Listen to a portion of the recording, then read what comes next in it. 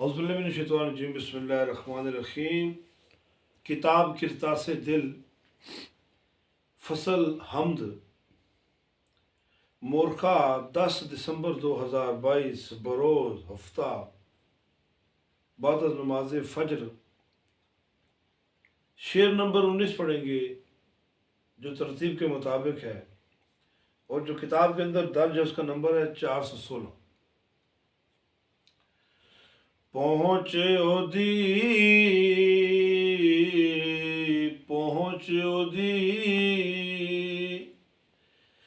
विच शिकमा कबरां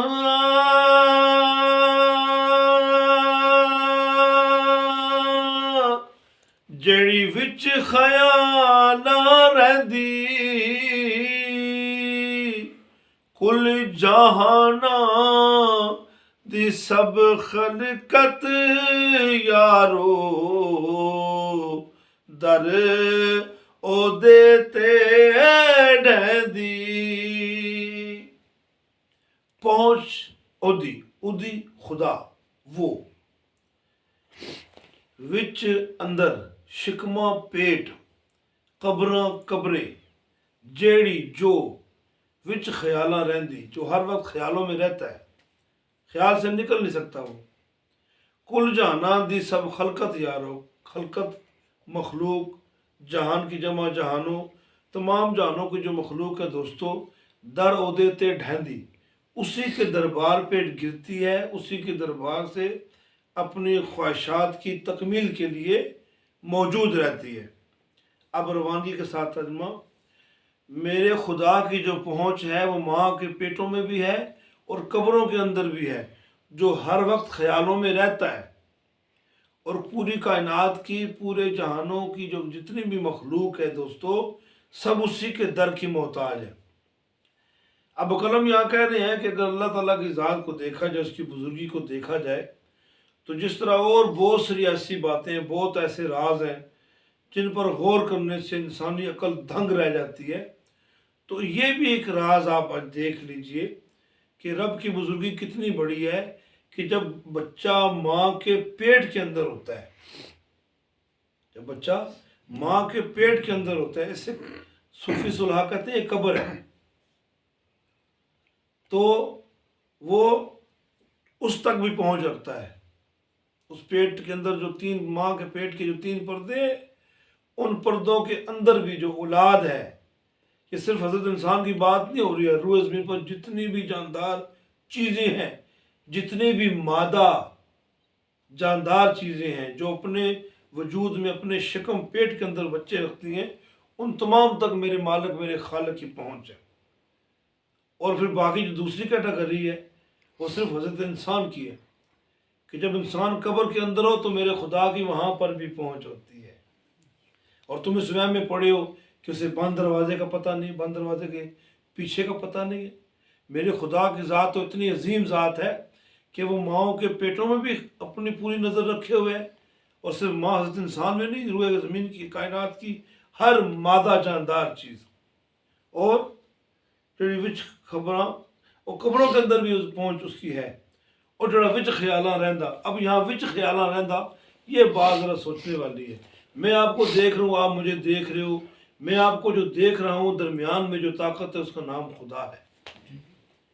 मैं बोल रहा हूँ, आप मेरी आवाज़ को सुन रहे हैं, दरमियान की ताकत जो आवाज़ को आप तक पहुँचा रही है ये खुदा है।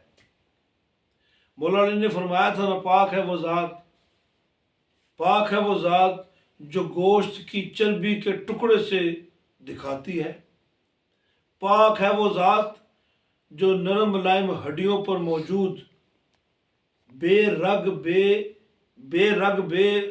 बेबूद नरम मुलायम चमड़ी से सुनाती है। और वो रब जो इतना अजीम है, जो बग़ैर हड्डी के चमड़े, सुरख चमड़े, चर्बी पर मुश्तमिल ज़ुबान से बुलाती है। देखो, आँख में हड्डी नहीं है, कान में हड्डी नहीं है, ज़ुबान में हड्डी नहीं है, तो ये रब बंदे को बता रहा है मैं तो बड़ी कमाल की चीज़ें बनाता हूँ, मेरे जैसा तो कोई खालिक नहीं है, जैसे मैं बनाता हूँ कोई बना नहीं सकता। जिस तरह मेरी ताकत है किसी के पास है नहीं कि चर्बी का एक टुकड़ा कैसे दिखा रहा है, बगैर हड्डी के नरम मुलायम जिल्द पर मुश्तमिल ये तो तुम्हारे कान है कैसे सुना रहा है। और ज़ुबान जिसके अंदर कोई हड्डी नहीं है, कोई और ऐसी चीज़ नहीं है, लेकिन ज़ुबान इस गोश्त के टुकड़े को नहीं कहते। अगर ज़ुबान इस गोश्त के टुकड़े को कहते हैं तो जो दूसरे लोग ज़ुबानें बोलते हैं, जो रूए ज़मीन की हर जानदार चीज़ ज़ुबानें बोलती है, टुकड़ा एक है ज़ुबान का, लेकिन इसके अंदर से मुख्तलिफ उन्वानात की और मुख्तलिफ कैफियत की, मुख्तलिफ लहजों की ज़ुबानें वारद करता है। ज़ुबान ये गोश्त का टुकड़ा नहीं है जिसे हम जीभ कहते हैं। ज़ुबान इसके अंदर बोले जाने वाली ताकत को कहते हैं, इसके अंदर उठने वाले अल्फाज को कहते हैं। कितना करीम है वो ज़ात, कैसे अपनी सोच में उसने मैप कर दिया।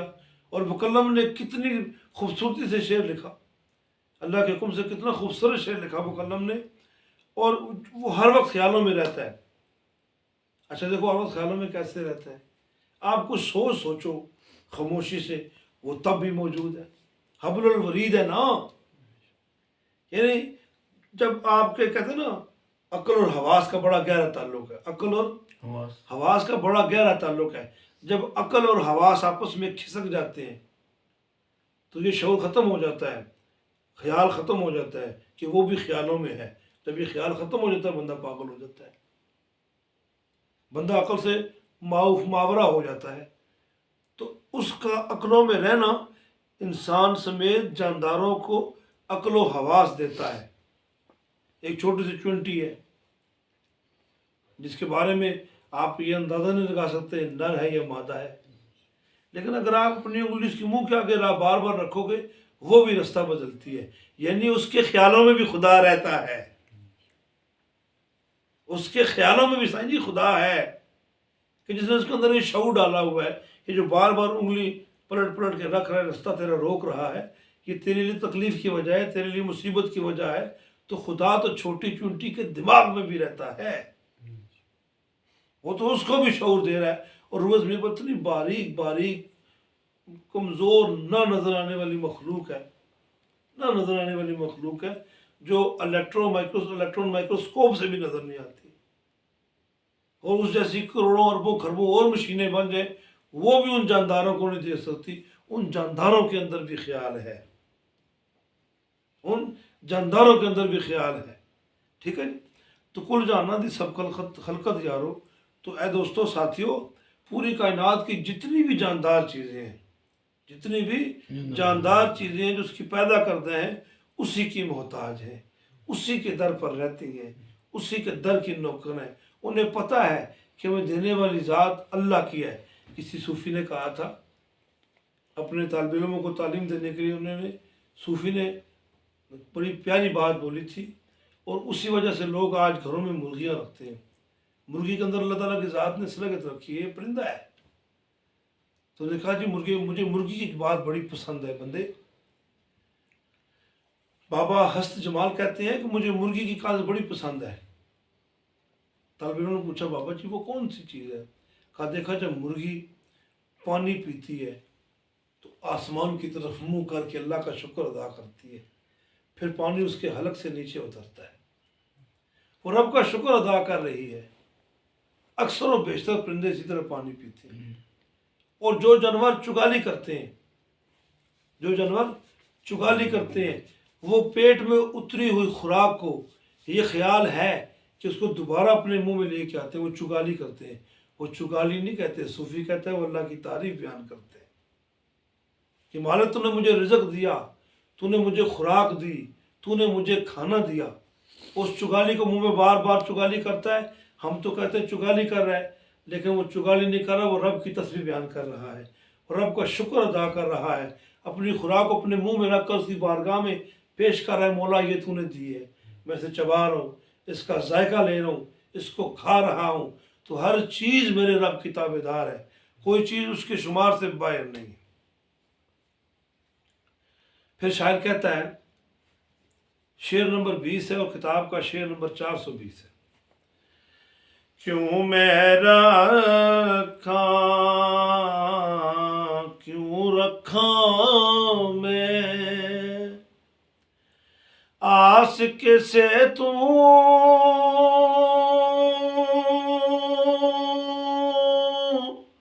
कोई ना हामी मेरा मौला मैं थी करम कमाया एक कुल सरमाया मेरा। क्यों रखा मैं आस किसे तू कोई ना मेरा हामी, मैं किसी पर उम्मीद रखूं ही क्यों, कोई मेरा हामी ही नहीं है। ये बहुत बड़ा शेर है इस किताब का। क्यों रखा मैं आस किसे तू कोई ना हामी मेरा, मैं किसी पे उम्मीद क्यों रखूं, मेरा हामी कोई नहीं है, मेरा हकीकी वफादार को नहीं है मेरे खुदा के सिवा। मौला मैं थी करम कमाया, मेरे खुदा ने मुझ पर करम कमाया। एक कुल सरमाया मेरा, मेरी पूरी जिंदगी का सरमाया है ये। अब थोड़ी देर के लिए बेटे ये समझ ले वो बाप के मरूने मिन्नत नहीं है, बाप ये समझ ले वो बेटों के मरूने मिन्नत नहीं है, भाई भाइयों से हट जाए, बेटियां माओं से हट जाए, रिश्तेदार रिश्तेदारों से हट जाए, बंदा खुद को तनहा कर ले। बाप उसका लाखों करोड़ों अरबों खरबों कमाता है, वो उसे कुछ खुराक ला कर देता है, औलाद बेटा बेटी खुराक खाते हैं, वो खुराक हजम नहीं होती, यहाँ बाप क्या कर सकता है। इनकी वो भांजी है, वो मकई की रोटी खाती है, ऐसे ही खालिद भाई, वो दूसरी रोटी नहीं खा सकती। क्या आसम और उनकी अहलिया ये नहीं चाहेंगी कि हम जो लेकर आ रहे हैं हमारी बच्ची खाए, इसको हजम करे, लेकिन नहीं, ये इख्तियार अल्लाह के पास है। कोई किसी का हामी नहीं है, कोई किसी कुछ भी नहीं कर सकता। कितना प्यार होता है बाप से, लेकिन कितना ही प्यारा बाप क्यों ना हो, बाप के मरने के बाद बेटे कब्र में साथ नहीं उतरते। मां मर जाए बेटियां साथ नहीं उतरती। कदम कदम पर रब दिखा रहा है। बंदा बीमार पड़ जाए, सारे घर वाले बैठे हैं, तकलीफ तो उसका भी होनी ना, तकलीफ तो उसको हो रही है ना। वो दवाइयाँ कुछ नहीं कर सकती, वो पास बैठने वाले लोग कुछ नहीं कर सकते, जब तक मेरा रब करम ना करे। रब कदम कदम पर बंदे को एहसास दिलाता है, बंदे मैं ही तेरा हामी हूँ, मेरे अलावा तेरे माँ बाप भी नहीं है, कोई भी नहीं है तेरा, तू मेरा बंदा है, तू मेरा हो जा, इन रिश्तों के साथ जुड़ के मेरा हो जा। अगर तू बेटा है तो बाप के साथ जुड़ के मेरा हो जा, अगर तू बाप है तो बच्चों के साथ जुड़ के मेरा हो जा, अगर तू भाई है तो भाइयों के साथ जुड़ के मेरा हो जा, अगर तू बहन है तो बहनों के साथ जुड़ के मेरी हो जा। रब कहता है कि मैं हामी हूं, और बंदे के लिए हुक्म है अल्लाह का कि बंदे किसी पर उम्मीद ना रखना, किसी पर उम्मीद ना रखना, कोई शिरके खफीफ ना करना। क्या जी? शिरके खफीफ ना करना, यानी खुफिया शिरक, कोई खुफिया शिरक ना करना। ये खुफिया शिरक क्या है? किसी पर उम्मीद लग जाना, ये मुझे नौकरी दिलवाएगा, ये मुझे इम्तिहानों में पास करवाएगा, ये मुझे इतना फ़ायदा दिलवाएगा, ये मुझे बिजनेस में कारोबार में फ़ायदा देगा। ये शिरक खफीफ है, इससे रूह पतली हो जाती है, कमज़ोर हो जाती है। और शिरक कबीर का आपको पता है, अल्लाह के सिवा माज़अल्लाह किसी और को अपना माबूद मान लेना। तो बंदे तू मेरा ही हामी रहे, तू मेरा ही ताबेदार रहे। जब मैंने तुझे बनाया तेरी माँ के पेट में, तो तेरी माँ सो जाया करती थी, मैं तेरे से कितने लाड लगाया करता था। उस 6 इंच के पेट में तुझे रोजी दिया करता था, तू कख काम नहीं करता था, तू कख नौकरी नहीं करता था। तुझे दुनिया में आकर फिक्र पड़ गई नौकरी की कि रोटी नहीं कमाऊंगा तो खाऊंगा कहाँ से। पेट में तेरे पास कौन सा हुनर था?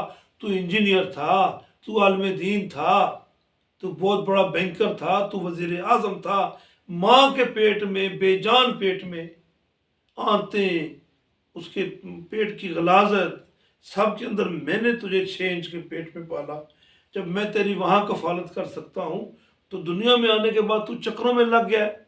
कभी छोटी मोटी चोरियाँ करता है, चीनी के तोड़े उठाता है, कभी किस फ्रेब को पकड़ता है, कभी क्या करता है, तू चक्करबाजियाँ करता है। तो फिर से देख, अगर मैंने तुझे छोड़ दिया तो तेरा हाथ पकड़ने वाला कोई नहीं है।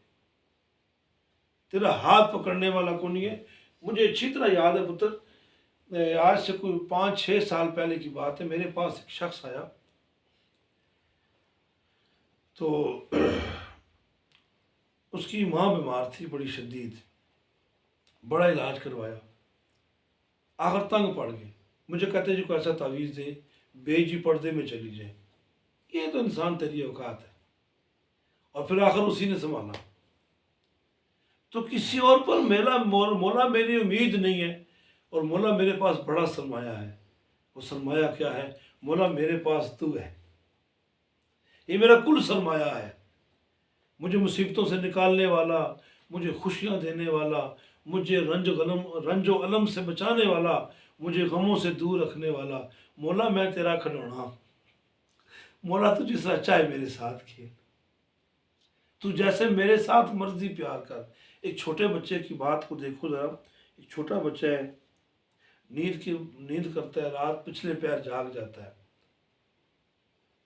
तो उठ के अपने आसपास पड़े खिलौनों से खेलना शुरू कर देता है।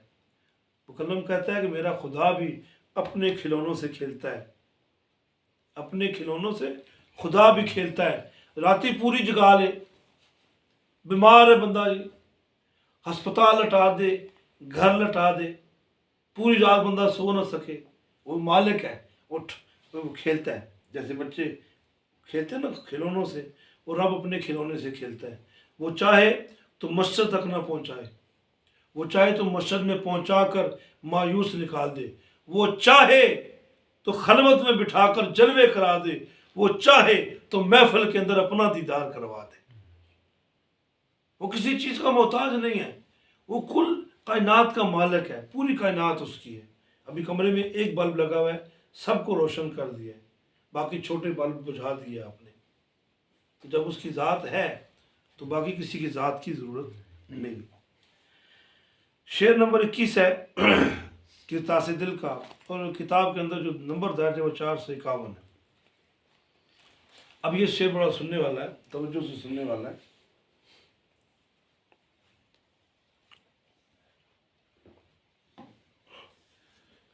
तू लोड़े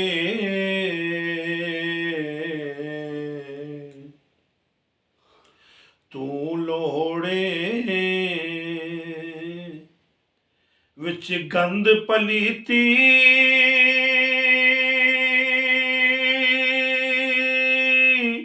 दाना को है नूरा, तू की जाने रब किंज फजल करेंदा, नेड़े होया दूरा। तू लोड़े विच गंद पलीती, गंद का पता है, पलीदी का पता है आपको।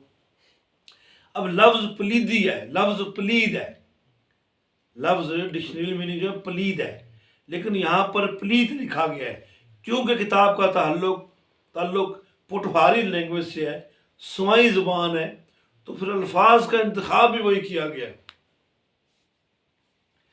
तू लोड़े विच गंद पलीती, दाना टुकड़ा, हिस्सा, बीज, कोहिनूरा, कोहिनूर एक कीमती हीरा है, कोहिनूर एक कीमती हीरा है।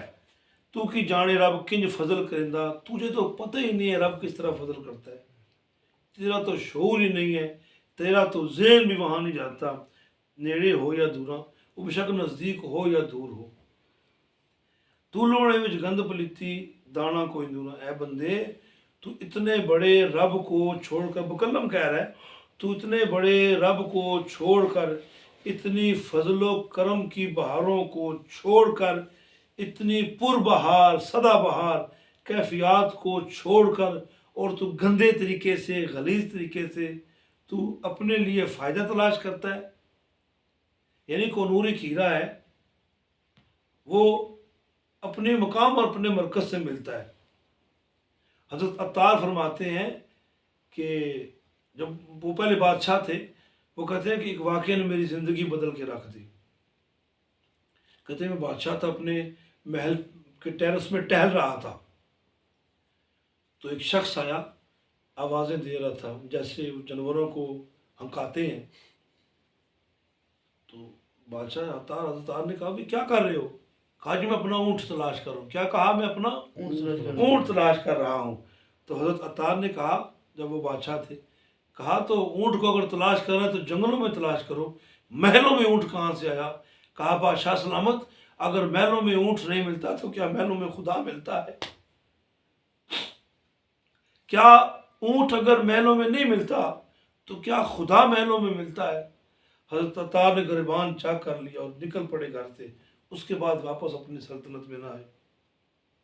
यानी रब को अगर तलाश करना है तो खलवत जरूरी है, तन्हाई जरूरी है। अपनी रूह को मेहनत करवाओ उस तक पहुंचने की। तुम दुनिया के बखेड़ों में खोए हो, दुनिया दुनिया दुनिया दुनिया दुनिया दुनिया लगाई हुई तुमने। तुम्हारे पास वक्त नहीं है कि रब को तलाश करो। और तुम उस पाक ज़ात को कोहनूर हीरा, यहाँ मुकल्लम उस ज़ात को कोहनूर हीरा कह रहा है कि तुम उस पाक ज़ात को ऐसी जगह तलाश करते हो जो निजस है, जो पलीद है, जहाँ पर उसके बारे में ख्याल रखना भी गुनाह कबीरा है। तुम वहाँ उस शहंशाह को तलाश करते हो, उस मालिक को तलाश करते। तू की जाने रब किंज फजल करिंदा, तुझे पता ही नहीं चलिया, तुझे मालूम ही नहीं रब कैसे फजल करता है। दूर होवे नेड़े होवे या दूरों, वो नज़दीक भी है दूर भी है, वो नज़दीक भी है दूर भी है। एक छोटी सी मिसाल दूंगा मैं आपको बात समझाने के लिए, बात समझने के लिए। जब किसी टेलीविज़न पर, किसी चैनल पर कोई प्रोग्राम टेलीकास्ट होता है तो एक वक्त में पूरे मुल्क में देखा जा सकता है। तो उन पुर्जों के अंदर इतनी ताकत है, इतनी क़ुव्वत है, वो उस प्रोग्राम को ऐसा ब्रॉडकास्ट करते हैं कि वो तमाम टेलीविज़न चैनल्स पे चलता है। तो ये शऊर, ये अक्ल अल्लाह ने तो इंसान को दी है। वज़ीर आज़म पाकिस्तान, सदर पाकिस्तान एक वक्त में अपने कमरे में बैठ कर अगर गुफ्तगू करें तो टेलीविज़न चैनल से उसे पूरी दुनिया में दिखाया जाता है, उसे पूरी दुनिया में दिखाया जा सकता है। तो रब काबा की ज़ात के बारे में तो सोचना भी बड़ा मुहाल है कि वो इस वक्त है किधर। वो हर वक्त नेड़े है, वो दूर तो है ही नहीं। अगर तुम दूर समझ लो, वो दूर से भी देखता है, वो करीब से भी देखता है, वो दाएं से भी देखता है, बाएं से भी देखता है, आगे से भी देखता है, पीछे से भी देखता है, ऊपर से भी देखता है, ज़मीन की तहों से भी देखता है। उसके महबूब की शान तो देखो। रसूल पाक सल्लल्लाहु अलैहि वसल्लम चलते जा रहे हैं, चलते जा रहे हैं। इलाके की एक बूढ़ी औरत जिसने हजूर के बारे में सुन रखा तो बड़े रहे कर्म करने वाले, बड़े लचपाल हैं, वो पीछे पीछे चलना शुरू होगी। रसूल पाक सल्लल्लाहु अलैहि वसल्लम वाली जानों के शहंशाह काफ़ी दूर चले गए। वो औरत पीछे चलती जा रही है, चलती जा रही है, चलती जा रही है, और दिल दिल में ख्याल कर रही है, दिल दिल में ख्याल कर रही है, इतने खूबसूरत हैं, इतने प्यारे हैं, इतनी प्यारी इनकी चाल है। तो रसूल पाक का मुंह आगे था, आपका मुंह आगे था, और आपने कहा बुढ़िया बात करनी है तो सामने आ, कुछ कहना तो सामने आ। दूसरा वाक्य, ये तो अल्लाह के महबूब की शान है, अल्लाह की शान क्या होगी। साहबा कराम बैठे हैं, हजूर का वास सुना फरमा रहे हैं, हजूर आप उनसे बातें कर रहे हैं, हजरत अबू हुरैरा रोए जा रहे हैं, और आपकी देखा हजूर के दरबार के तो आना भी कुछ और होगा। तो बाकी साहबा कराम ने भी रोना शुरू कर दिया। हजूर ने कहा मेरी जान के टुकड़ों, मेरे प्यारों, क्यों रो रहे हो? हजरत अबू हुरैरा फरमाने के हजूर हम आपसे आपकी बात समाज फरमा रहे हैं तो आपके चेहरे के नूर से पीछे मौजूद जंगलों में दरख्त नजर आ रहे हैं। ये साहबा भी देख रहे हैं। एक शख्स ने जाकर हजूर की बारगाह में शिकायत लगा दी, या रसूल पाक सल्लल्लाहु अलैहि वसल्लम मेरा बाप मेरी मर्जी के बगैर मेरा पैसा खर्च कर देता है, अब मेरे बाप से पूछें। हजूर ने नौजवान की तरफ देखा, कहा जाओ अपने बाप को बुला के लाओ। वो गया तो कहता है चलो बाबा मैंने तुम्हारी शिकायत लगा दी है, तुम मेरी मर्ज़ी के बगैर मेरा पैसा खर्च करते हो, घर के काम काजों पे सर्फ करते हो, तो आओ हजूर की बारगाह में। अब बाबे ने जब ये सुना तो बाबा रोना शुरू हो गया कि बस बड़ी बारगाह में कैसे सामना करूँगा, कैसे पेश होऊंगा उस बड़ी बारगाह में।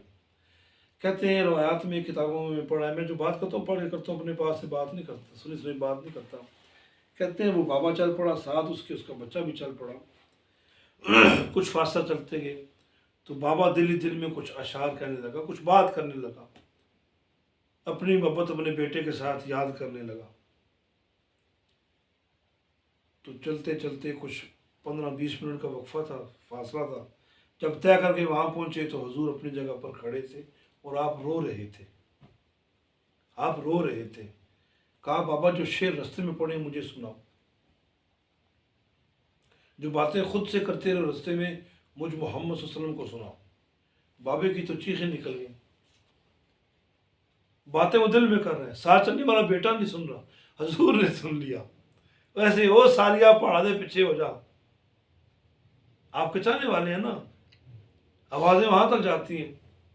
तो उस बाबे ने फिर वो अशार हजूर को सुनाए जिनका तर्जुमा ये है, जो उसे दिल में पड़े, बेटे को नहीं सुनाए, हजूर को खबर होगी है। अगर हजूर की शान है तो हजूर के खुदा की शान क्या होगी। बाबे का शार ये थे, ऐ मेरे बेटे तेरी सुनने वाली पुत्र बातें, ये बाबे का कलाम सुनने वाला है। ऐ मेरे बेटे तेरी पैदाइश के दिन जो जो करीब आ रहे थे मैं खुशी से निहाल था, मैं और तेरी माँ बड़े खुश थे।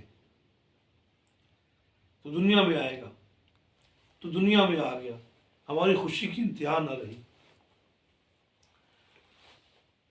सख्त सर्दियों में सर्दियों के थपेड़े, सख्त गर्मियों में झुलसा देने वाली गर्मी का सामना किया। हम खाएं न खाएं हमारा बच्चा गर्म रोटी खाए, हम पहने न पहने हमारा बच्चा नरम और गर्म लिबास सर्दियों में पहने। तेरे पाँव के चप्पल खरीदे, अपनी ज़ात को तो नफी कर दिया, ख़त्म कर दिया। तेरी परवरिश में लग गए, तू जो जो बड़ा होता गया हमारे ख्वाब बड़े होते गए। हमारी ज़िंदगी नए डगर पर चलना शुरू होगी। जब कभी तू बीमार होता पूरी रात मैं नहीं सोता, इस बेचैनी से, इस परेशानी से कि मेरा बेटा बीमार है, इसे सेहत हो जाए। मैं पूरी रात नहीं सोता, बेचैनी रहती। अपने फटे पुराने कपड़े लोगों को जब बताता कहता मेरे पास है ना। तेरे लिए ईदों का एहतमाम किया, खुद पुराने कपड़े पहने, पुराना खा लिया, तुझे अच्छा खिलाया, तेरे लाड लगाई, तेरी बातें सुनी, तुझसे प्यार किया। तू एक बात को 10 बार दोहराता, हर बार तेरी बात का जवाब हम देते। और तेरे साथ तरह तरह के हमने लाड लगाए, तेरे साथ तरह तरह के प्यार लगाए और अपना सब कुछ तुझ पर खर्च कर दिया।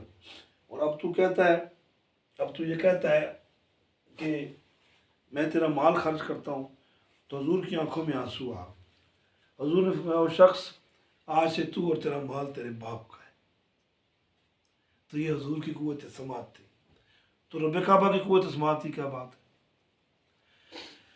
है। सुभान अल्लाह। अब अगला शेर है, शेर नंबर 22 और किताब के अंदर शेर नंबर 498 है।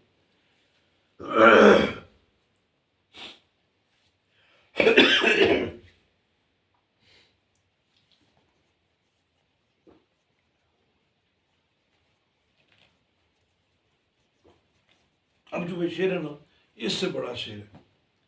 मैं आपसे क्यों कहता हूँ भाई, ये बड़ी ख़ास चीज़ है।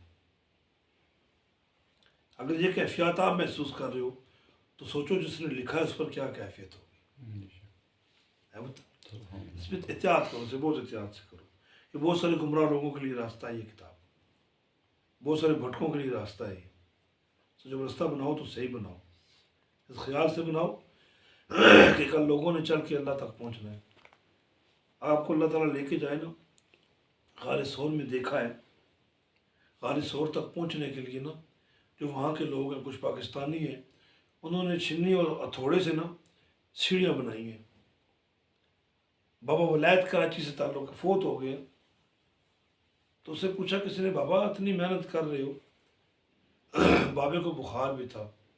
तो बाबे ने कहा था कि कल इस दर तक, इस दरबार तक कायनात आएगी, मैं से रास्ता बना रहा हूँ। तो फ़क्र फ़कीर इसी बात का कायल है, वो अपने पीछे ऐसी चीज़ छोड़ जाता है जो लोगों को रास्ता बताती रहती है। तो इसलिए मैं किताब के बारे में कहता हूँ, बाकी मेरी किसी से कोई ज़ाती दुश्मनी नहीं है। आँख नज़ारा, अख नज़ारा दे विच रब पिया वसदा, अन्या खबर न काई, ढूंढण वाले ढूंढी लेंदे, हर थावा हर जाई। अख नज़ारा, ये आंख नज़ारा है, दे विच रब पे वसदा, इसके अंदर अल्लाह है। अन्या खबर न काई, जो अंधे उनको पता ही नहीं है। ढूंढने वाले ढूंढ ही लेते, तलाश करने की नीयत से जो चले वो तलाश कर ही लेता है। हर थावा हर जाई, हर मकाम और हर जगह से। शायद मुकल्लम कह रहा है ये जो हमारी आंख है ना, आंख सारे रंग इसके अंदर है, तभी तो आंख ना हो तो बंदा देख भी नहीं सकता। एक लफ्ज बोलते हैं कलर ब्लाइंड, आप पढ़े लिखे लोग बैठे मेरे सामने, एक होता है कलर ब्लाइंड, जिसे अपनी जुबान में अंधराता कहते हैं, जो विटामिन सी की कमी से पैदा होता है। एक मर्ज, एक बीमारी है, तो उससे नज़र नहीं आता ना, नज़र जा भी सकती है, चली भी जाती है, रात को नज़र आता है, रोशनी में नज़र नहीं आता। तो अख नज़ारा दे विच रब पे वसदा, वो मैंने बात बोली थी ना। अब मैं आपको देख रहा हूँ, आपको देख रहा हूँ, आपको देख रहा हूँ, इनको पहाड़ी को देख रहा हूँ, उन खड़ी शिव दरबार को देख रहा हूँ, कुछ भी देखो ना, दरमियान में ये जो नज़ारे बन रहे हैं ये अल्लाह है, ये अल्लाह की ज़ात है जो नज़ारे फराम कर रही है, जो नज़ारे दे रही है। तो अन्य लोगों की खबरें देखो, आँखों का यहाँ होना, आँखों का इस जगह होना, ये नज़र आने की निशानी नहीं है। कितने लोग आपने देखे आंखें हैं लेकिन नज़र नहीं आता। अगर बात आंखों तक महदूद होती तो आंखें तो उसकी हैं, लेकिन आंखों में वो चीज़ नहीं है जो देख सके, जो दिखा सके, जो बता सके। वो ये तो अंधे हो गए, अब एक अकल के अंधे भी हैं, एक अकल के अंधे भी हैं। वो अकल के अंधे कौन है? जो गुलाब के फूल को देखकर खुदा को नहीं देखते,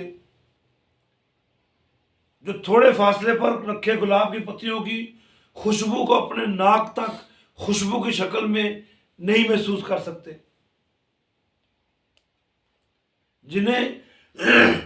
जिन्हें सब कुछ पता है लेकिन ये पता ही नहीं है कि हमारा रब हम पर कितना करम करवाने वाला है, कितना करम करने वाला है।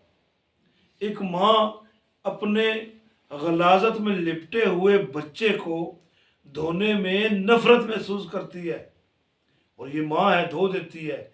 लेकिन आप किसी को अगर मुलाजिम रख लो अपने घर में, उससे हर काम करवाओ, तो कहेगा सारे काम करूँगा, हांडी रोटी पानी सब करूँगा, लेकिन तेरे बच्चों का पेशाब नहीं दूंगा,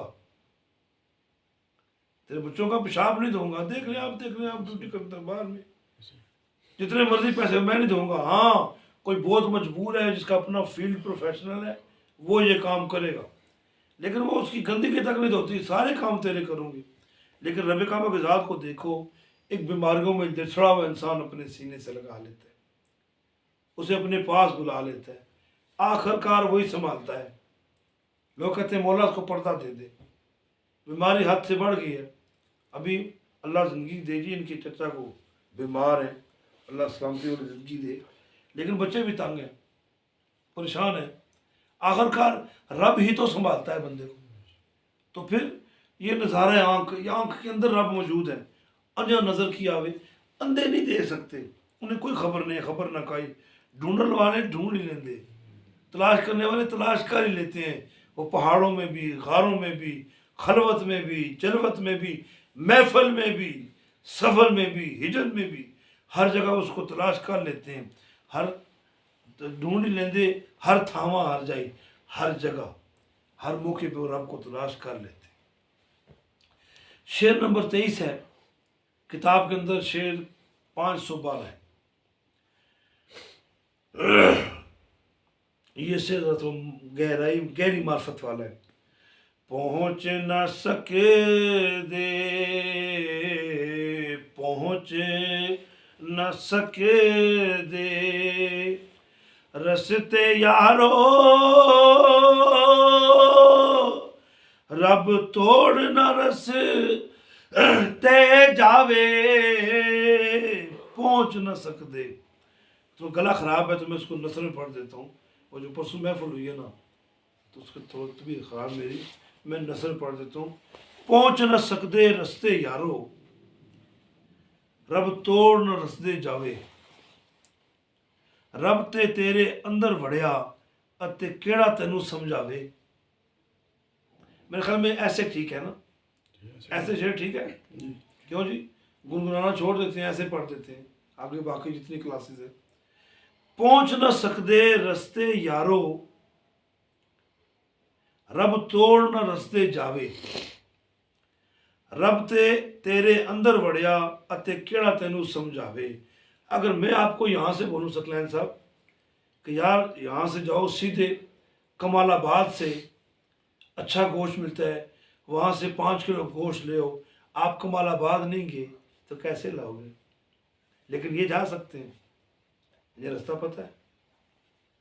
मैं बोलूँ यहाँ से आपके अंकल को, आपके चाचू खालिद को कि यार यहाँ से जाओ और मुर्गा के अंदर जो सकलैन का कॉलेज है वहाँ बाबर साहब के पास जाओ और बाबर साहब से बोलो कि बच्चे के जो एडमिशन का है वो मसला अल्हम्दुलिल्लाह ओके हो गया, तो बच्चा अब कुछ नोट्स मांग रहा है, आप वो नोट्स अनायत कर दें। तो क्या इनको तो रास्ता नहीं पता? अगर रास्ता पता है तो बाबर साहब का नहीं पता, अगर बाबर साहब का पता है तो किताबों का नहीं पता, अगर किताबों का पता है तो उनके अंदर वो सवालात नहीं निकाल सकते। अगर यहाँ यहाँ यहाँ किसी से कहा जाए, इनसे कहा जाए, ज़ुल्कुरनैन से कहा जाए कि ज़ुल्कुरनैन आप यहाँ से ना खड़ी शरीफ जाएं, तो नहीं पता। तो देखो जब बंदे को रास्ता ही नहीं पता तो बंदा जाएगा कैसे? बंदा जा ही नहीं सकता। तो जब बंदा कहीं जा नहीं सकता तो फिर सवाल है कि रब तक पहुंचने वाला रास्ता कौन सा है? कौन सी गाड़ी बैठना पड़ेगा, कौन सी सवारी करनी पड़ेगी, हम रब तक पहुंच जाएंगे? हाँ, ज़ाहिरी तौर पर कहा था भाई यहाँ से बैठे, यहाँ पे एयरपोर्ट जाएँ, वहाँ से जहाज़ बैठे हैं, बिहार बैठे, जद्दा चले जाएँ, मदीना पाक चले जाएँ, आप घर जाएंगे लेकिन उस तक तो फिर भी नहीं पहुँचेंगे। रब का घर है ना, मुस्तफ़ा करीम सल्लल्लाहु अलैहि वसल्लम का घर है ना मदीना पाक और हरम पाक और बैतुल मामूर, वो तो अल्लाह की ज़ात बुलंद मुकाम है। तो आप मक्का शरीफ जाएँ तो ये तो खुदा का घर है, जाकर देखो सही घर वाला घर है भी या कौन नहीं, खोलो दरवाज़ा, देखो घर वाला घर है भी कि नहीं। तो मतलब ये है कि यहाँ शायर कहता है, मुकल्लम कह रहा है कि तुम कभी नहीं पहुँच सकते खुदा तक, नहीं पहुँच सकते यार, रब तोड़ न रस्ते जावे, और रब तक रास्ता ही को नहीं जाता,